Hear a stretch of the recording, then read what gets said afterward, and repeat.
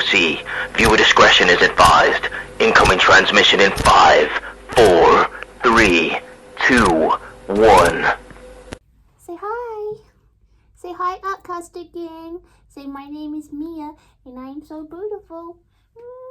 What's going on, guys? It's Courtney here from the Outcasted OC podcast, and welcome to the Monday Night Raw review. I have a couple of wee things I just want to quickly mention to you guys before I start. The hoodie is not making its appearance today. I had to go do some managerial stuff, so I had to look a little bit more presentable, so I'm still in my clothes from earlier, which is absolutely fine.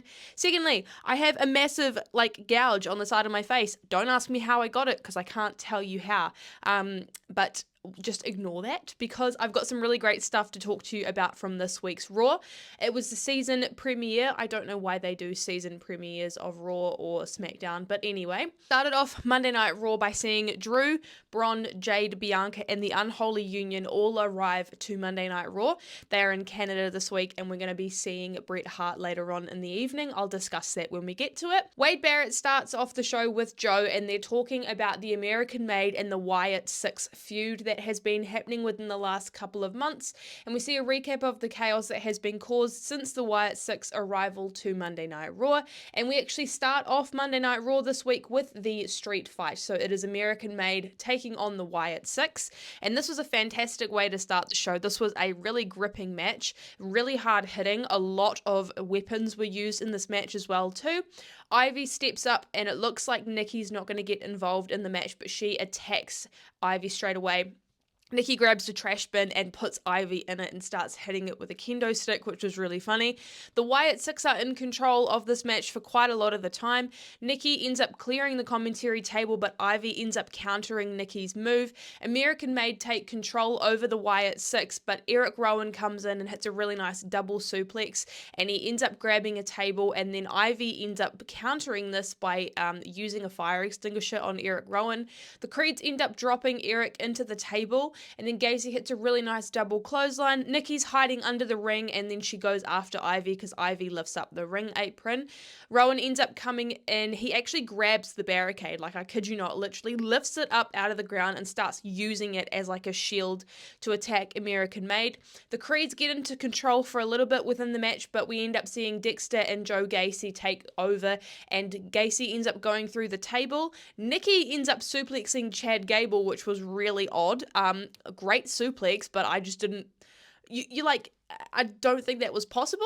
But then Chad ends up staring down at Uncle Howdy. Rowan uses this as a distraction. Uncle Howdy gets involved because we know that this can happen within the street fights. Unfortunately, there is no way of stopping that, but that is totally fine. Uncle Howdy hits his sister Abigail, and the Wyatt Six win this street fight, which I think was the right thing to do. Everyone looked really good in this match. It was super hard hitting and a fantastic way to start off Monday Night Raw. Also, Monday Night Raw for the first hour is commercial free. I love a commercial free first hour of Monday Night Raw, because there is nothing worse than having to stop and start a match during the commercial breaks as well. It takes me out of it a little bit when we are in a match and then they're like, oh, we're going to a commercial break, and then we come back and the match is still happening. I don't like that. Speaking of something I don't like, Dom Mysterio, we got to see a recap of the interaction that he had with Rhea Ripley last week, and we find out that we're going to be getting Rhea versus Liv at Bad Blood. I've been calling this for a long time. Totally stoked this is happening. Finn Balor makes his way out to the ring alone, and he's talking about how it didn't have to be this way with Damian, and how Damian screwed over the Judgment Day. And he said when he joined, he tried to help Damian out, and you held me down. I was your brother. I was the guy who had your back, and I kept you as champion. I should have been the World Heavyweight Champion a long time ago, but every time I got close to that championship, it was you that screwed me out of it, and you need to stop hiding in the back, because I have some things that I want to say to you and say to your face. Damian wastes no time. He's like, nah, I'm going out there. And he comes out and he says, ever since you broke up the real Judgment Day, I've been trying to get my hands on you, and all you do is run away every single time. So this is what is going to happen. I'm going to let you say what you need to say, but when we're finished, I'm going to drop you. Finn's like, I'm not your sidekick anymore. You and Rhea are going to fall on the same night, and I want you one-on-one at Bad Blood. Damian tries to attack Finn, but then the Judgment Day end up coming out as a collective, and they're beating down on Damian. Damien, Rhea comes out to try and neutralize the odds. She's still on a crutch. There's a moment where she's walking down and then Dom stops her, Liv's running, but then Rhea ends up smashing Liv with the crutch and then attacks Dom as well. And then the entirety of the Judgment Day just attack Rhea and Damien. Damien protects Rhea by getting on top of her and he gets hit with the crutch. Jey Uso comes out to make the save, but the numbers are still not enough for the Judgment Day and they come out looking superior after this. So we all know that we're going to be having the final of the Fatal 4-Way Intercontinental Championship Tournament. Now we know that we have Pete Dunne, Braun Strowman, we have Ilya Dragunov and Jey Uso in this. So during Monday Night Raw this week, we get to see Bron Breakker interacting with all 4 of the men that are going to be taking place in this Intercontinental Championship match. So we got to see the spot that happened with Bronson Reed and Braun a couple weeks ago, and then obviously what happened with Braun asking for the Intercontinental Championship spot last week, and he's catching up with Jackie Redmond and he's saying he's basically banged up, but somebody had to step in and it's going to take more than putting me through a car to keep me down. And he has an encounter with Bron Breakker, and it's really funny just to see the visible size difference between these two. Bron's like, yeah, I've literally seen this for myself, like, you're a monster. I'm a dog, but I hope you still win. Then we make our way back to the ring and we have a really short but really action-packed tag match. Now this is the Unholy Union taking on the tag champions that are Bianca Belair and Jade Cargill. We get to see a lot of the Unholy Union using distractions to get on top of Jade and Bianca's team, but we end up seeing Jade coming in and power slamming Alba. Isla gets a little bit confident, but then Jade ends up getting beaten down by the Unholy Union. Bianca comes back in and gets the upper hand. The Unholy Union, they hit their gory special face buster, but Bianca fights back. We get the combo move coming in from Jade and Bianca, and they retain the tag team titles. No surprises there, but I mean, is there really any surprises when it comes to the women's tag division? Jackie Redmond is catching up with the LWO, specifically Dragon Lee, as he is going to be going up against Dom Mysterio this week. And he says that Dragon Lee is always ready and the Judgment Day can't seem to do anything alone and that I've got backup. And the Judgment Day come in and they face off against the LWO. And Ray says to Finn that he needs to stop hiding behind Dom. So they basically just say that they're going to have a match later on. And then Bret Hart is walking backstage. He's obviously in attendance for this episode of Monday Night Raw. Wade Barrett and Joe are in the ring and they welcome out Bret Hart to a thunderous reaction.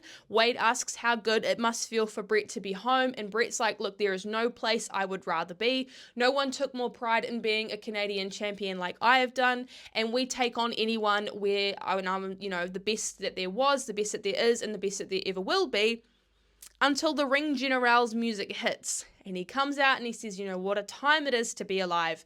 I'm about to pour my heart out to one of my childhood heroes, but in all seriousness, this does feel like a passing of the torch moment. I'm the best that there is and the best that there will be, and we've got this business out of the way. We all watched you growing up, you've been a childhood hero for me, and you'll always be...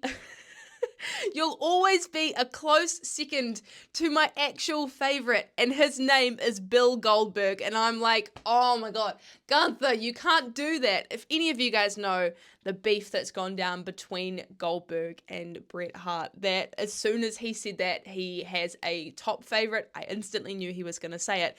But Sami Zayn comes out and makes a save. He comes down to the ring, he hugs Bret Hart, and he says, you've got some nerve talking to this man the way that you have. This is no joke. He is a hero. He's a hero to an entire generation of wrestlers. There's people out here in the back still watching his matches, and he's a hero to me. You may have that title, but he's gone ahead and set the tone for what it means to be a champion. You want to say that you are the best that there is? How about we have Sami Zayn and Gunther part 2? And Gunther's like, look, Sami, you're not in my league. And he's like, look, and you're not even in the same league as Bret. My answer is still no. Gunther gets out and walks away, and Bret's like, that doesn't look like a champion to me. That looks like a gutless coward. And then Gunther's like, what does bitch say?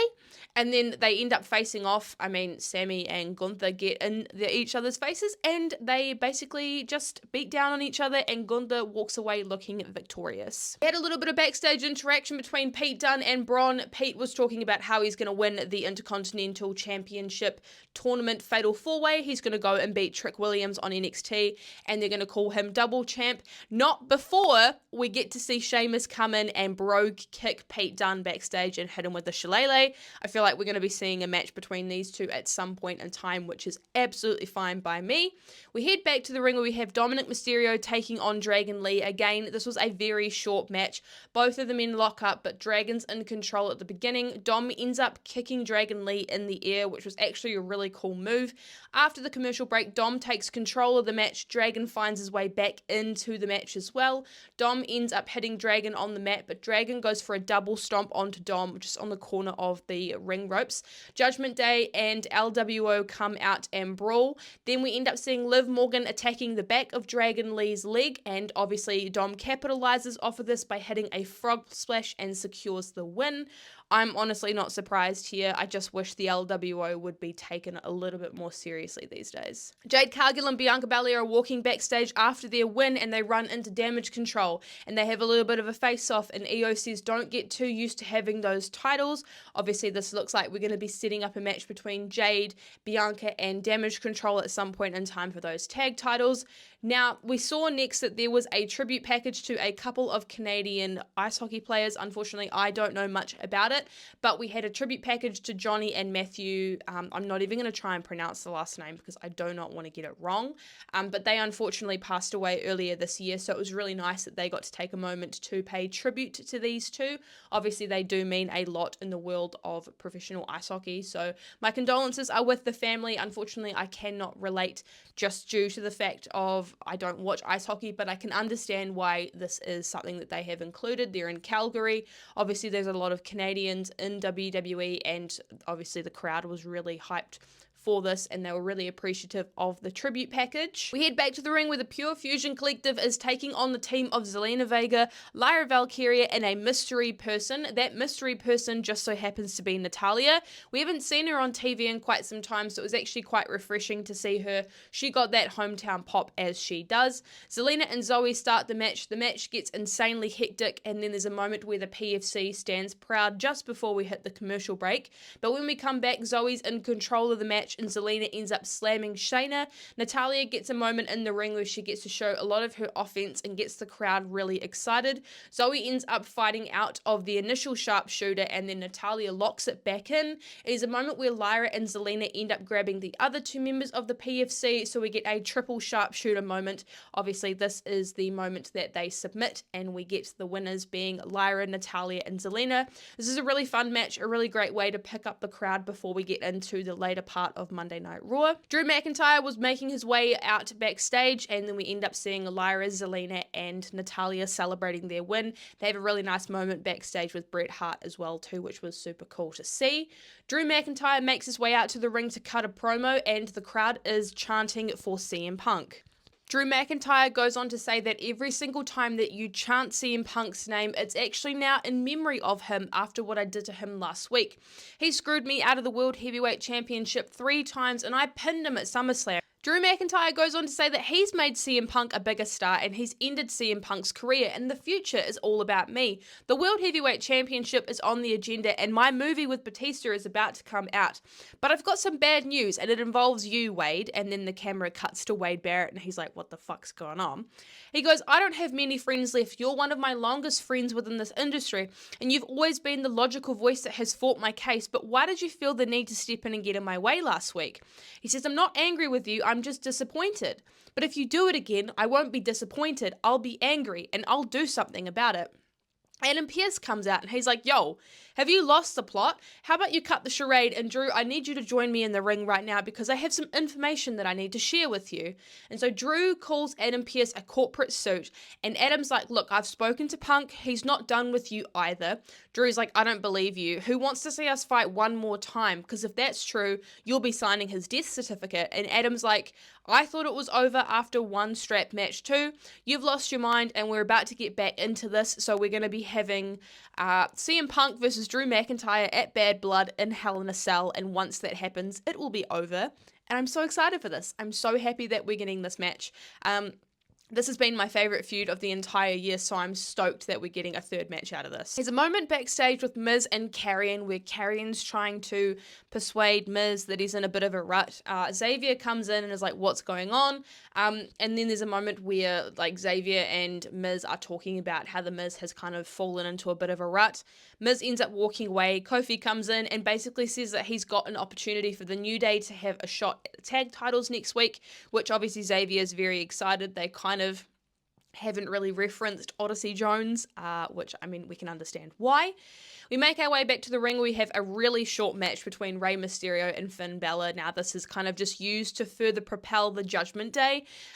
We end up seeing Finn and Rey getting really physical, but Rey's on fire, and then after the commercial break, Finn is in control. Rey ends up turning it around and hits a crossbody springboard onto Finn Balor. Finn Balor ends up locking Rey up in the ring ropes, and he actually doesn't break the count for the referee, which unfortunately causes this match to end in a disqualification. He doesn't break the count, and he is still attacking Rey Mysterio after this. And then we head backstage, and Jackie is catching up with Ilya, and he ends up interacting with Jey USO, and then Braun ends up coming in, and they start making their way out for the main event, which is the Intercontinental Championship. I was about to say IC. The Intercontinental Championship Fatal 4-Way, but before then we have a Judgment Day video package where Finn Balor is gloating about what he just did with Rey Mysterio and says that anyone can get it at this point, and Liv goes on to say that what happened to Rhea tonight is just the start of what's to come. JD says that the tag division belongs to the Judgment Day, so it's really exciting to see the Judgment Day coming in with like full force and intention of what they are doing when it comes to the WWE men's division and the women's division, as well as the tag scene as well. We hit the main event, which is the Intercontinental Championship Fatal 4-Way match. Now, these guys have all won their respective matches, and whoever wins this is going to be going up against Bron Breakker for an Intercontinental Championship potential spot at some point in time. This was very chaotic. I did not write very many notes. I kind of just wrote little wee moments that happened through this. Ilya looked fantastic. Braun's power was on display considering he's still suffering with some injuries. After the commercial break, Braun ends up breaking free because everyone is kind of crouching on top of him. Jey ends up hitting Pete with a really big uppercut, but Pete's using his joint manipulation in this. Everyone ends up ganging up on Braun Strowman, throwing him into the ring steps outside of the ring. Pete's looking really strong, and Jey ends up meeting Ilya with a super kick mid-air.